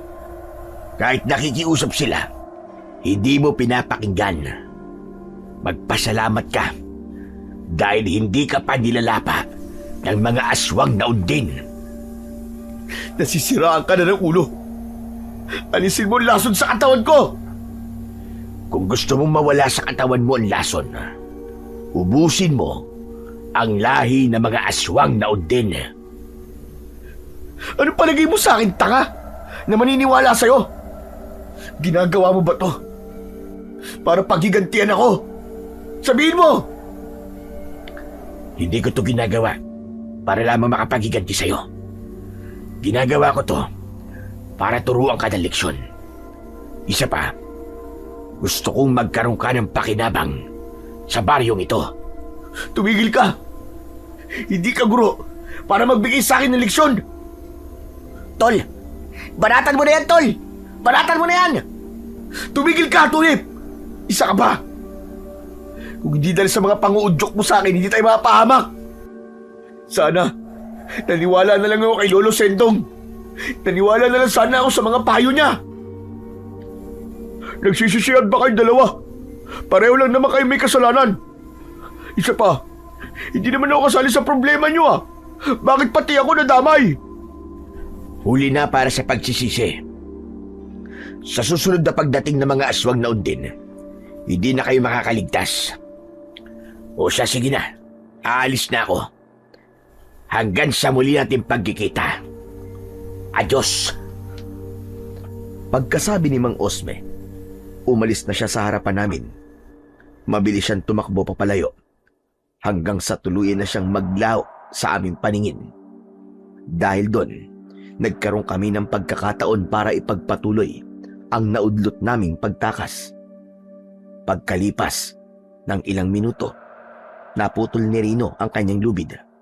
Saka siya nagmamadaling lumapit sa akin para tulungan ako. Salamat. Maraming salamat, Trino. Patawarin mo ako kung pati ikaw ay nadamay sa amin. Wala na yun. Ang mahalaga makalis tayo sa lugar na to bago pa muli sumalakay ang mga aswang na undin. Dahil kung hindi, mamamatay tayo lahat dito. Pinakawalan din namin si Tulip. Hindi na kami nag-aksaya ng oras. Agad kaming umalis sa lugar na yon. Pagkalipas ng kalahating oras na pagtakbo, narating namin ang gilid ng kalsada. Sandali kaming nagpahinga. Hindi ko mapapalampas ang ginawang to sa akin ni Mang Osme. Humanda siya. Pagbabayarin niya to. Papatayin ko siya. Peter, pwede ba? Tama na. Hindi ito tamang oras para sa init ng ulo mo. Seryoso ang nangyayari sa atin ngayon. Kaya huwag mo nang isipin ang pag-iiganti. Walang maganda may dudulot yan. Hindi, Peter. Huwag kang maniwala dyan kay Rino. Ano ka ba? Hindi porket iniligtas niya tayo, makikinig ka na sa sinasabi niyan. Tama lang ang desisyon mo. Magiganti tayo sa hayop na yon. Pwede ba, Tulip? Tumigil ka na nga sa akaudyok mo. Kung totoong kaibigan ka ni Peter, hindi mo siya tuturuan na masama. Ha? Sinasabi mo bang masama akong kaibigan, ha? Anak ka ng putya. Mukha yatang yumayabang ka na ngayon, ha? Kakasa ka na ba? Hindi pagyayabang ang sinasabi ko, kundi pagpapaalala ng kabutihan na matagal nang nawala sa inyo ni Peter. Lalong-lalo ka na, Peter. Nakalimutan mo na ba? May laso ng katawan natin ngayon na. Kailangan nating humingi ng tulong kay Lolo Sendong. Kahit na anong mangyari, hindi ako hihingi ng tulong kay Lolo Sendong.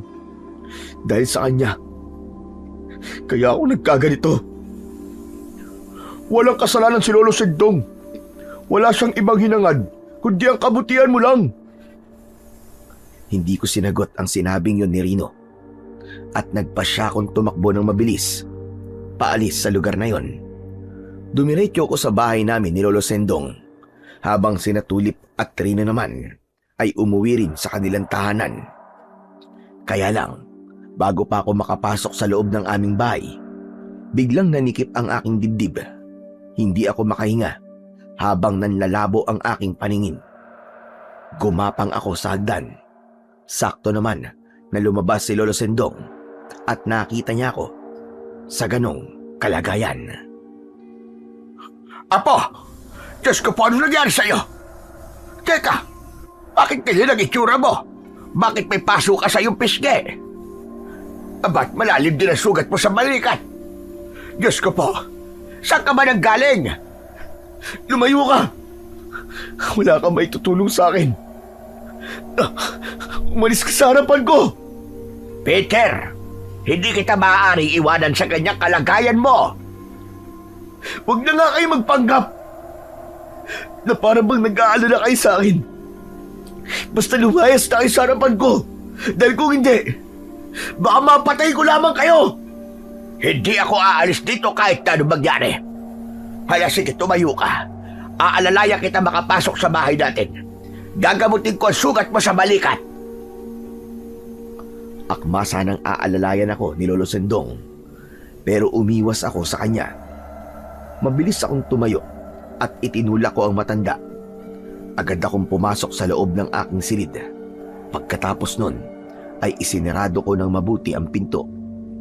Narinig ko ang malakas na katok ng matanda mula sa labas ng aking pintuan. Apo, ano ba nangyayari sa'yo? Sige na, papasukin mo na ako. Gagamutin ko ang sugat mo. Apo! Umalis na kayo! At huwag kayo lalapit sa akin! Agad akong nagpalit ng damit at pinunasan ko ang dugong umaagos mula sa aking balikat. Nanginginig ang aking kamay dahil sa sakit. Pagsisisihan ni Mang Osme ang ginawa niyang to sa akin. Sinusumpa ako. Gaganti ako sa kanya. Papatayin ko siya. Umalingaw-ngaw ang malakas kong sigaw sa loob ng aking silid. Hanggang sa bigla kong nawalan ng malay. Kinabukasan, nagising ako sa malamig na tubig na dumadampi sa aking mga sugat. Pagmulat ng aking mga mata, nakita ko si Lolo Sendong. Agad akong bumalikwas ng bangon at sinamaan siya ng tingin. Lumayo nga kayo sa akin. Hindi ko kailangan ng tulong niyo. Huwag niyo akong gagamutin. Ano ba nangyayari sa'yo, Apo? Hindi naman kita matiis. Apo kita. Sige na, sabihin mo sa akin. Saan ka ba talaga nanggaling kagabi? At kung saan mo nakuha ang mga sugat mo? Bakit mo sasabihin ko ba sa inyo? Maniniwala ba kayo? Baka pagtawanan niyo lang ako. Huwag ka magsalita ng ganyan, Apo. Mahal kita. Patawarin mo ko sa aking mga nasabi. Pero nagawa ko lamang yon dahil sa sobra akong nasasaktan sa pagtrato mo sa akin ng masama. Totoo ang pag-aalala ko sa iyo ngayon, Apo. Bakit ba hindi mo nararamdaman yon? Ganun na ba kalaki na gawa kong kasalanan? Para parusahan mo ko ng ganito? Kahit na ano pang sabihin niyo, hindi ako naniniwala sa inyo. Sige na, lumabas na kayo ng kwarto ko. Hindi ko kayo kailangan. Dahil sa nararamdaman kong sakit mula sa aking sugat, tumayo ako at nagwala ako. Itinulak ko si Lolo Sendong palabas ng aking silid. Subalit nagmatigas siya. Hindi niya ako iniwanan. Tumabi kayo! Wala kayong may tutulong sa akin, ang kulit nyo ha! Ang gusto ko lang, mapatay ko ang hayop na may gawa nito sa akin. Sige, sabihin mo sa akin kung sino may gawa nito sa'yo. At ako mismo papatay sa kanya. Alam ko kung anong uri ng sugat ang nasa pisngi at balikat mo. Hindi yan isang ordinaryong paso. Tama ba ako? Natigilan ako sa huling sinabi na yon ni Lolo Sendong. Doon ko naramdaman ang seryoso niyang pag-aalala para sa akin. Sasabihin ko sana kay Lolo Sendong ang tungkol kay Mang Osme. Ngunit, bigla akong namilipit sa sakit ng aking tiyan. Kaya naman, mas lalo akong nagwala. Umalis na kayo! Umalis kayo sa harapan ko! Dahil baka hindi na ako makapagpigil sa akin sarili. At madamay pa kayo! Labas na! Wala nang nagawa si Lolo Sendong, kundi ang isara ang pintuan at lumabas ng aking silid. Habang ako naman, pinipigilan ko ang sakit ng aking tiyan. Kumakalam ang aking sikmura para bang may hinahanap na pagkain. Bigla kong dumapa sa saig. Pagkatapos ay tumihaya. Hindi ko makontrol ang aking katawan. Nauuhaw ako sa dugo. Biglang tumulo ang malapot kong laway. At pagkatapos, unti-unti kong naramdaman ang paghaba ng aking dila. Tinubuan din ako ng pangil na para bang kahawig ako ng aswang na undin. Anong nangyayari sa akin? Bakit nagkakaganito ang itsura ko? Pinagmasdan ko ang aking mga kuko na unti-unting humahaba na para bang sa palaka. Habol ang aking hininga na tumayo ako. Hindi maaari. Hindi maaari. Ayoko nito. Ayoko maging aswang. Malakas akong napasigaw at nagtalukbong ako ng kumot dahil sa takot. Malikot ang aking mga mata habang pinakikiramdaman ko ang aking paligid. Hanggang sa pagsapit ng gabi, nanatili ako sa ganung posisyon. Hindi ko na napigilan ang labis kong gutom. Kaya naman, dumaan ako sa bintana at lumukso. Tumakbo ako papunta sa kakauyan. Sa kabila ng dilim ng paligid, malinaw kong nakikita ang daan. Matalas din ang aking pang-amoy. At ang takbo ko, hindi ordinaryong takbo ng tao, kundi matataas na talon na kagaya ng sapalaka. Inilinga ko ang aking paningin sa paligid na para bang may hinahanap. Sakto nang tumigil ako sa pagtakbo, nakita ko ang usa na abala sa pagsabsab sa damuhan. Agad ko yung sinunggaban at walang awa kong kinagat ang kanyang leeg. Pagkatapos, winakwak ko ang kanyang tiyan. Hinugot ko ang kanyang laman loob. Hindi. Ano nangyayari sa akin? Bakit hindi ko mapigilan ang sarili ko? Habang pinipigilan ko ang aking sarili na huwag tikpan ang pagkain na nasa harapan ko, hindi ko makontrol ang aking braso. Pilit na umaangat ang aking kamay na may hawak sa bituka ng usa. Pilit kong isinusubo yun sa aking bibig. Ayoko! Ayoko ng karning to! Nangingiusap ako! Tulungan niyo ako! Wala akong nagawa. Malakas ang puwersang nagtutulak sa akin na lantakan ang lamang loob ng usa. Malangsa ang naaamoy ko, ngunit para akong nakakain ng pinakamasarap na karne na hindi ko pa natitikman sa buong buhay ko. Hindi pa ako nasiyahan sa paglantak sa lamang loob ng usa. Sinipsip ko pa ang kanyang dugo at hindi ako tumigil hanggat hindi ko nararamdaman ang pagkabusog. Nang matapos ako sa paglantak, napaluhod ako sa lupa at para ba akong nababaliw na niyakap ko ang patay na katawan ng kaawa-awang usa. Patawarin mo ako. Hindi ko sinasadya. Hindi ko alam kung ano nangyayari sa akin. Maya-maya pa ay bigla akong nakarinig ng naputol na sanga ng kahoy mula sa aking likuran. Paglingon ko, nakita ko si Lolo Sendong. Nanginginig ang kanyang katawan, namumula ang kanyang mga mata habang nakatingin sa aking muka. Apo ko, ano nangyayari sa'yo? Bakit nagkakaganyan ka? At saka ang itsura mo? Kahawig na kahawig mo ang aswang daon din. Sino may gawa niyan sa'yo? Lolo Sendong, ginawa po akong aswang ni Mang Osme sa pamamagitan ng nakakalason na baging. Ang tawag niya ho doon ay tubli. Umiiyak akong humarap kay Lolo Sendong. Lumapit siya sa akin at agad niya akong niyakap ng maigpit habang umiiyak. Diyos ko, Ito na nga ba sinasabi ko? Ang mangyari ang bagay na ito sa iyo, Apo. Nang mga oras na yon, naramdaman ko na wala pala talagang ibang tutulong sa akin, kundi si Lolo Sindong. Masamang masama ang loob ko dahil sa nangyari sa akin. Ngunit alam ko na bahagi lamang yon ng pagsubok sa akin upang maintindihan ko ang mga pagkakamaling nagawa ko. Lolo Sindong, tulungan niyo ako. Ayoko po maging isang halimaw. Oo, Apo. Tutulungan kita. Kailangan ko raw pong matalo ang mga aswang na undin. Ang mutya ng kanilang pinuno ang lunas sa laso na nasa loob ng aking katawan. Marahil maging sina Tulip at Trino, dumaranas din ngayon ng ganitong klaseng parusa. Diyos ko, kayong tatlo nilaso ni Osmer. Hindi pa rin siya nagbabago kahit marami na ang nawala sa kanya. Kasalanan ko naman po eh. Kasalanan po namin kung bakit niya kami pinarurusahan. Nadamay lang si Rino. Ngunit pagsisisihan niya pa rin dito. Paano kung may nangyari masama sa inyo, Apo?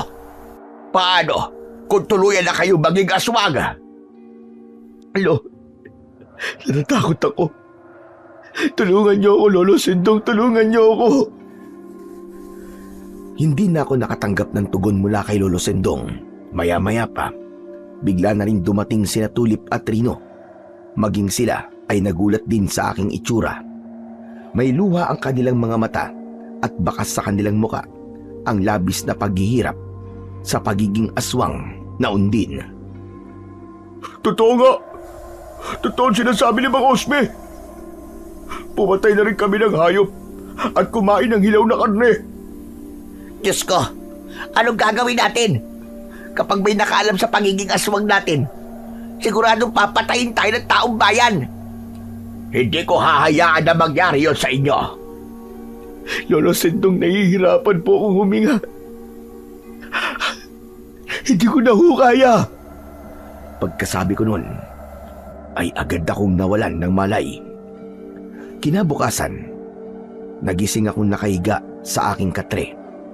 Katabi ko, si Lolo Sendong habang nakaupo at tulala sa labas ng bintana. Si Narino at Tulip naman ay nakatayo sa may pintuan. Nang makita nilang nagkamalay na ako, mabilis silang lumapit sa akin. Peter, kumusta na ang pakiramdam mo? Ayos na ako. Maganda na ang pakiramdam ko kahit papaano. Teka, sandali lang. Lolo Sindong, ano pong nangyari sa akin? Nawalag ka ng balay kagabi. Nagpatulong ako kina Tulip at Trino para madala kita rito sa bahay, Apo. Sabihin niyo po, Lolo Sindong, ano po ba talaga nangyayari sa akin? May ibang paraan pa po ba? Para gumaling po ako? Wala lang ibang paraan. Agbot ka ng undin ang lunas para bumalik kayo sa dati. Kailangan mo talagang talunin ang kulay itim na undin. Kailangan mong makuha ang kanyang mutya upang magsilbing lunas sa laso na nasa katawan ninyo. Kapag hindi na naagapan, habang buhay na kayo magiging aswang na undin o di kaya naman, maaari kayong mamatay ng dahil sa lason. Paano ko po makukuha ang mutya? Wala naman po akong kakayahan na lumaban sa mga aswang. Ang pagiging aswang mo ang magbibigay sa iyo ng kakayahan para lumaban sa kanila. Teka, sandali lang. May ibibigay ako sa iyo. Hintayin mo ko dyan. Tumayo si Lolo Sendong. Lumapit siya sa kanyang tungkod na nakasandal sa dingding. Kinuha niya yon saka ibinigay sa akin. Habang si Narino at Tulip naman ay nakikinig lamang sa aming pinag-uusapan. Hindi po ba't tungkod niyo po ito, Lolo? Tama ka. Isang kakaibang tungkod na may lakas na kayang pumatay ng mga aswang. Malalindol ang epekto ng sandatang yan sa katawan ng mga undin. Gawa ang tungkod sa kahoy ng lukban na siyang pangunahing kontra sa mga kampon ng kadiliman. Kung ganun, handa po akong lumaban sa mga aswang. Teka, sandali lang, Peter. Hanggang ngayon, hindi pa rin malinaw sa akin kung bakit ginawa sa atin to ni Mang Osme. Lolo Sendong, sabihin niyo naman po, bakit po kami? Kayo ang ginamit niya. Dahil alam niyang matapang kayo. Ang totoo niyan, manunugis ng aswang si Osme. Isa siyang tanyag na manglalason noon bago siya nakulong. Bakit po siya nakulong? Dahil sa maling paratang. Inakala ng mga pulis na siya ang pumatay sa kanyang asawa. Pero ang totoo, nagpakamatay ang kanyang asawa sa pamamagitan ng lason. Akala naman ni Osme, pinatay ang kanyang asawa ng mga aswang dahil marami siyang natagpuan na undin sa loob ng bahay nila. At yun na nga, at ginawa nila kayong pain. Saka ko lang naunawaan ang lahat. At dahil sa pagiging barumbado namin, kami ang napili niyang panlaban sa mga aswang bilang karamay niya sa pagtugis sa mga ito. Hindi literal na masama si Osme. Sa maniwala kahit siya hindi, ginawa niya ito para kay Peter. Gusto niyang batauan si Peter sa kanyang pagiging barumbado. Pero maling-mali naman po ang kanyang paraan, Lolo. Kung ibang paraan ba ang ginamit niya, matatauhan ka ba? Magbabago ka ba? Matagal akong hindi nakapagsalita at hindi nakasagot sa tanong ni Lolo Sendong. Kailangan kong makausap si Mang Osme. Ipaliwanag niya to. Pupuntahan ko siya. Hindi na kailangan. Dahil nandito na ako. Sabay-sabay kaming napalingon sa pinagmulan ng boses. Nakatayo si Mang Osme na para bang walang nangyari. Napabalikwas ako ng bangon at hindi ko napigilan ang aking sarili na hindi siya lapitan at suntukin sa muka. Bumagsak siya sa saig.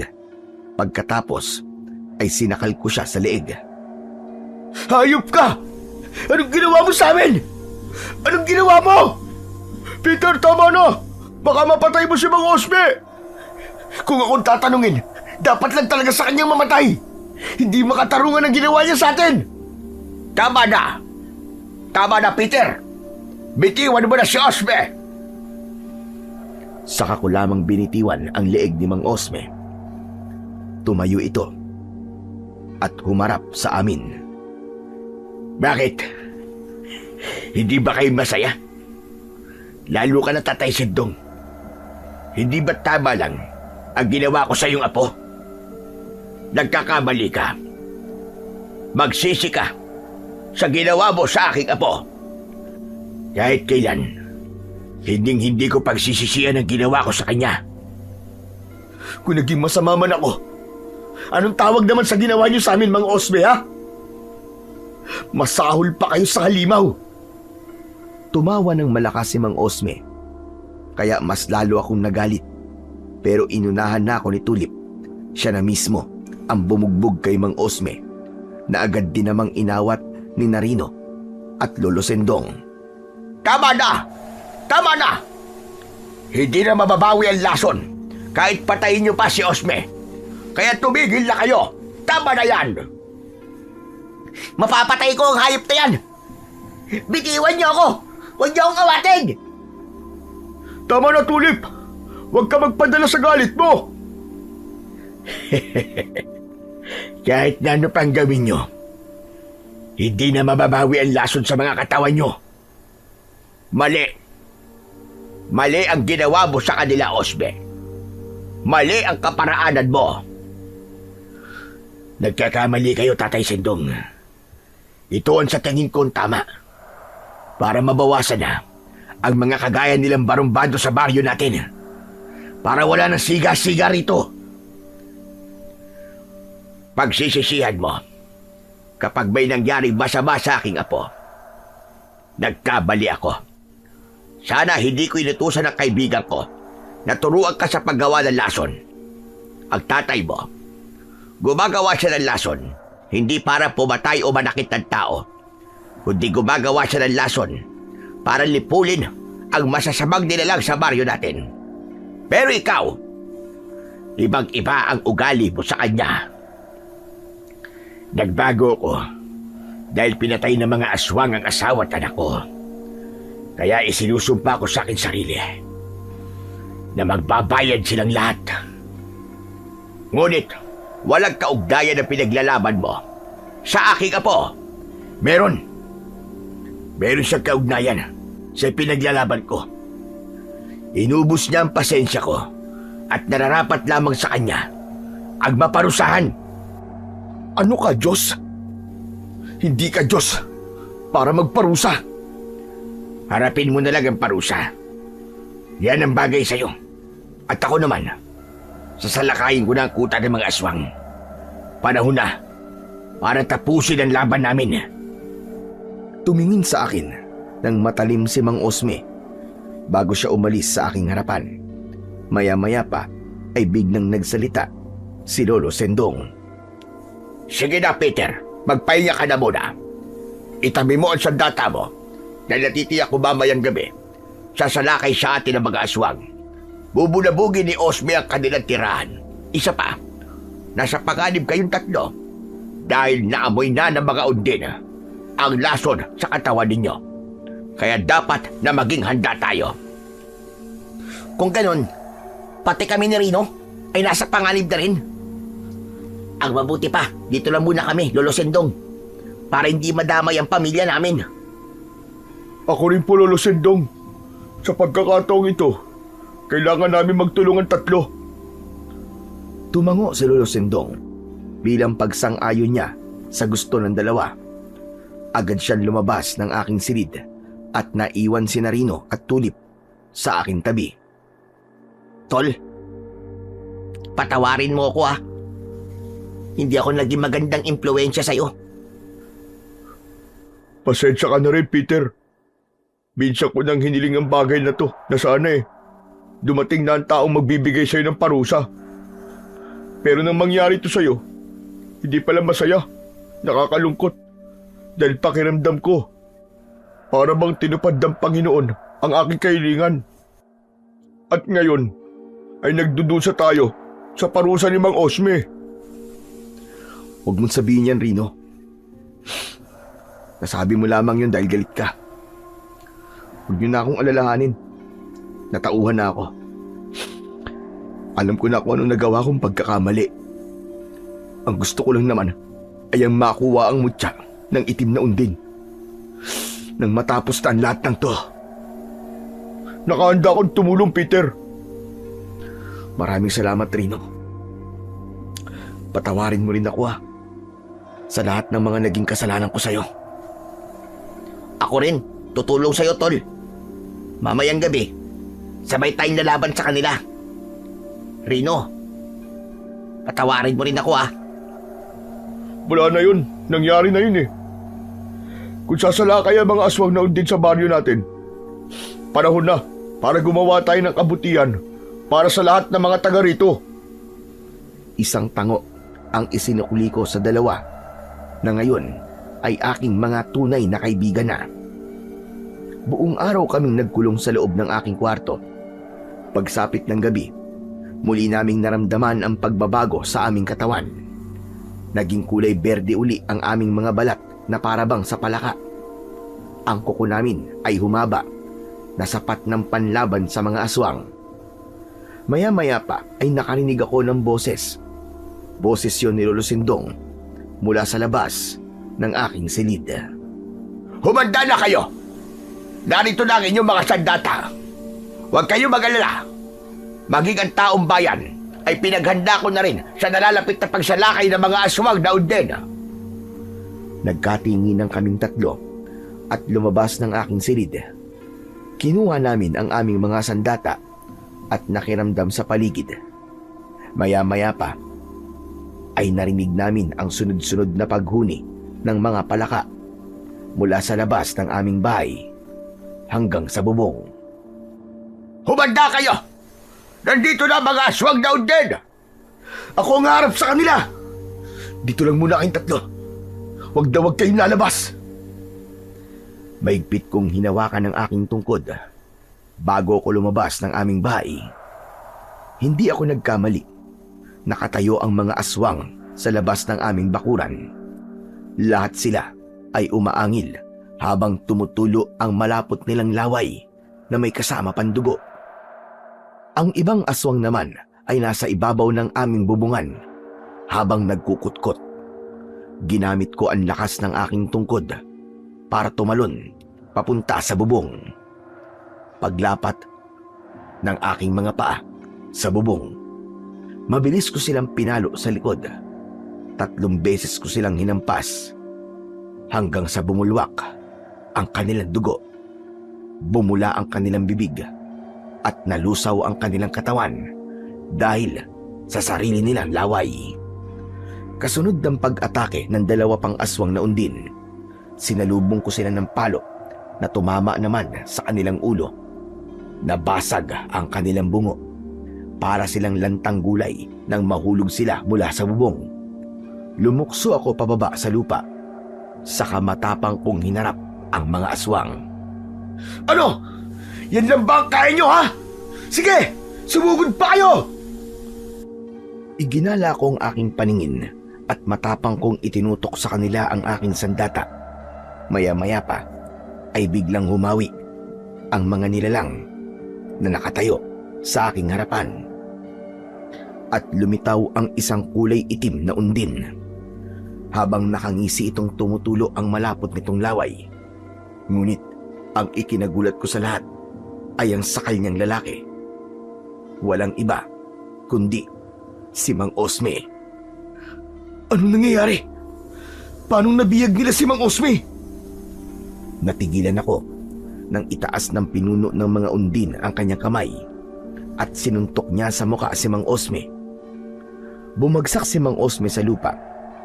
Gumapang siya papalapit sa aking kinaroroonan. Nang mapansin kong aatakihin ulit ng pinuno ng mga undin si Mang Osme, mabilis akong tumakbo para salubungin ang itim na undin. Tumalon ako ng mataas. Pagbagsak ko sa lupa, ipinalo ko ang aking tungkod sa katawan ng pinuno. Ngunit nasalo niya ang aking sandata at itinapon niya yun sa lupa. Pagkatapos ay gumanti siya sa akin ng kalmot na tumama naman sa aking leeg. Bumagsak ako sa lupa habang namimilipit sa sakit. Hindi pa nasiyahan ang pinuno ng mga undin. Inilabas niya ang kanyang dila at ipinulupot niya yon sa aking leeg. Umangat ang aking mga paa sa lupa. Kaya naman, lumabas si Narino at Tulip para tulungan ako. Habang si Lolo Sindong naman ay agad niyang inalayang tumayo ang nanghihinang si Mang Osme at ipinasok niya ito sa loob ng aming bahay. Pakawalan mo ang kaibigan ko, ayop ka! Ikaw ang galimaw na dapat nang mamatay! Tinaga ni Tulip ang pinuno ng mga undin. Ngunit nakaiwas ito. Gumanti ng sipa ang aswang na tumama naman sa tiyan ng aking kaibigan. Bumagsak si Tulip sa lupa habang namimilipit sa labis na sakit. Si Rino naman ay pilit na tinatanggal ang dila na nakapulupot sa aking leeg. Bigla itong tumalsik dahil sa sipa ng pinuno ng mga undin. Kaya naman, gumawa na ako ng paraan para makawala. Wala na akong ibang pagpipilian kundi ang kagatin ng kanyang dila. Naputol ko ang dila ng aswang, kaya nagkaroon ako ng pagkakataon para makuha ang nabitiwan kong tungkod. Kung ikaw ang magsisilbing lunas para sa lason, kailangan mo mamatay, demonyo ka! 2 beses kong pinaikot sa ere ang aking tungkod.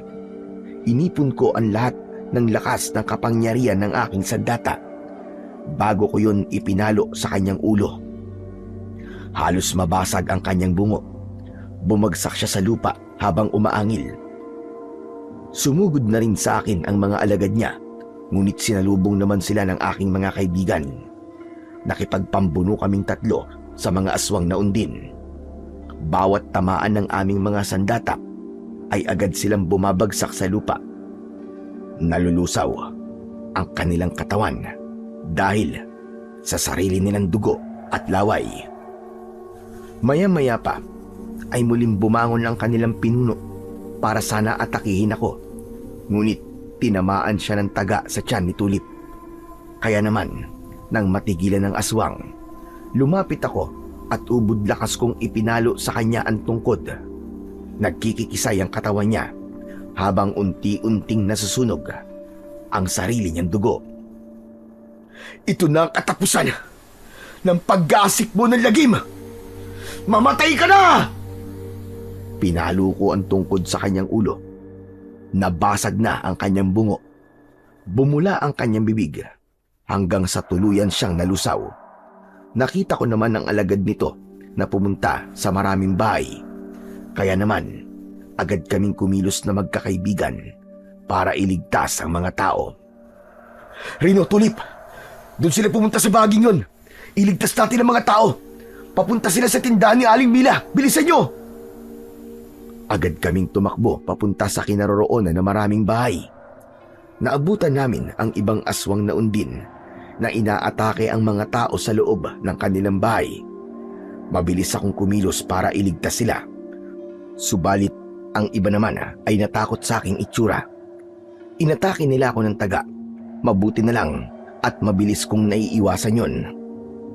Agad akong nagpakilala sa kanila kung sino ako bago sila tumulong sa amin laban sa mga aswang. Pagkalipas ng halos 1 oras na pakikipaglaban sa mga undin, lahat sila ay napatay namin. Pumagitna ang katahimikan sa aming paligid. Lahat ng mga tao ay nakapalibot sa aming tatlo. Nagpasalamat silang lahat sa ginawa naming pagliligtas sa kanila. Alam kong naging bahagi ako ng kaguluhang ito. Kaya humihingi ako ng tawad sa inyong lahat. Patawarin niyo ako kung naging masama ako sa inyo. Hindi nagsalita ang mga tao, ngunit lumapit sila sa amin na hindi nagpakita ng takot sa aming mga itsura. Tinapik nila ako sa balikat at sinabi nila sa akin na kahit na anong mangyari ay umaasa raw sila na tuluyan na akong magbabago.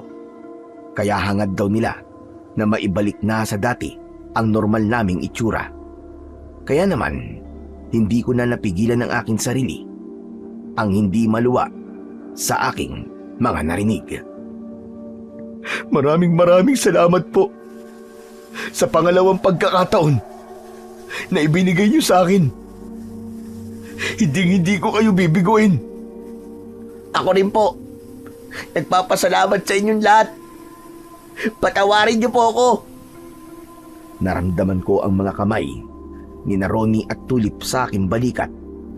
Nakangiti sila na punong-puno ng pag-asang mawawala pa ang lason sa aming katawan. Umuwi kaming tatlo sa bahay para kausapin si Mang Usmi. Nakita ko na hawak ni Lolo Sindong ang mutya ng aswang na undin na nakuha niya sa katawan ng pinuno ng mga aswang.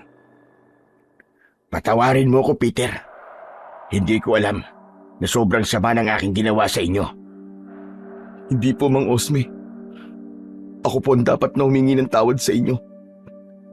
Nang dahil po sa ginawa niyo sa akin, natuto po ako at nalaman ko ang aking pagkakamali. Patawarin niyo ako. Siguro ay ginawa lamang itong paraan ng Diyos upang matauhan ang bawat isa sa inyo. At ikaw, Osbe, hindi totoo na namatay ang anak ninyo ni Leticia. Naggabing sinalakay ng aswang ang asawa mo. Naibigay niya ang bata sa iyong ama na si Dante. Ano ang ibig niyo sabihin, Tatay Sindong? Panahon na para malaman mo ang buong katotohanan. Hindi totoong pinatay ng aswang si Leticia, kundi nagpakamatay siya. Uminom siya ng lason, kaya nang dumating ang mga aswang na undin, lahat ng kumain sa kanyang katawan ay namatay rin. Isinakripisyo niya ang kanyang sarili para sa kaligtasan ninyo mag-ama. At nang dumating ka, ay nagbago ang anyo ng mga aswang. At naging tao sila. Kaya naman, pinagbintangan ka ng mga tao na ikaw ang pumatay sa kanila. At nakulong ako dahil doon. Nasaan ho ang anak ko? Ang tatay mo ang nagbigay sa akin ng inyong anak. Ang anak mo ay walang iba, kundi si Peter. Si Peter na pinarusahan mo dahil sa iyong paghihiganti. Napahamak ang tatay mo dahil nilusob niya ang kuta ng mga aswang at naging isa siyang itim na undin. Si Dante, ang aswang na pinatay ng iyong anak. Diyos ko, paano nangyari yun? Ang buong akala ko, patay na ang aking ama. Kapag ang isang tao ay naging itim na undin, wala na siyang maaalalang pamilya. Ang pamilya para sa kanya ay mga alagad niya. Yun ang kapalit ng kakaibang lason na natutunan ng iyong ama. Bakit ngayon nyo lang ito sinabi sa akin? Muntik ko nang mapatay ang sarili kong anak. At napatay pa niya ang aking ama. Dahil walang pagkakataon para sabihin sa inyo, hindi ko kayang mawala sa akin ang aking apo. Sinasabi niyo po bang hindi ko kayo totoong Lolo Sendong? At pinatay ko pa ang totoo kong lolo? Tapos ang walang niyang lalaki na yan, ang totoo kong ama? Oo, apo. Hindi totoong namatay ang mga magulang mo sa pag-atake ng mga aswang. Dahil ang totoo, namatay ang nanay mo dahil nagpakamatay siya. Nakulong naman ang tatay mo dahil napagbintangan siyang pumatay sa mga tao at sa nanay mo. Hindi. Hindi totoo sinasabi niyo. Totoo ko kayong lolo eh. Niloloko niyo lang ako. Patawarin mo ko, apo ko. Pero minahal kita ng higit pa sa buhay ko. Para sa akin, ikaw ang totoo kong apo. Pambihira namang revelasyon to, Tol. Ang taong nagbigay sa'yo ng parusa ay tatay mo pala. Hanep, talaga mapagbiro ang tadhana, Peter. Patawarin mo ko, anak. Wala akong alam. Tama si Lolo Sendong. Kasalanan ko ang lahat. At hindi ako karapat-dapat na tawagin mong tatay. Umagos ang aking luha sa aking mga mata. Hindi dahil sa aking mga natuklasan, kundi dahil sa lahat ng pagpapahirap na ginawa ko kay Lolo Sendong. Kung paano niyang tiniis ang aking ugali. Kaya naman, umiiyak akong lumapit kay Lolo Sendong. Lo, patawarin niyo ako. Patawad po sa lahat ng mga nagawa kong kasalanan sa inyo. Isang mahigpit na yakap ang itinugon sa akin ni Lolo Sendong. Hindi ko pala kayang mawala siya sa buhay ko. Kaya naman, bigla na akong natauhan sa lahat ng aking pagkukulang. Maya-maya pa ay nilapitan ko rin si Mang Osme, na akin palang totoong ama. Tay, tama na. Tigilan niyo na po ang ganitong gawain. Pareho po nating itama ang ating mga pagkakamali. Hindi na napigilan ng aking ama ang labis na tuwa at agad niya akong niyakap ng maigpit.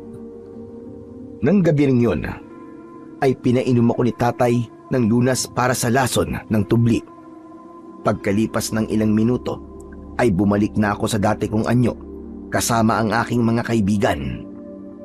Nagkapatawaran na rin kami sa aming mga nagawang kasalanan. Pagkalipas ng maraming taon, malaki na ang ipinagbago ko.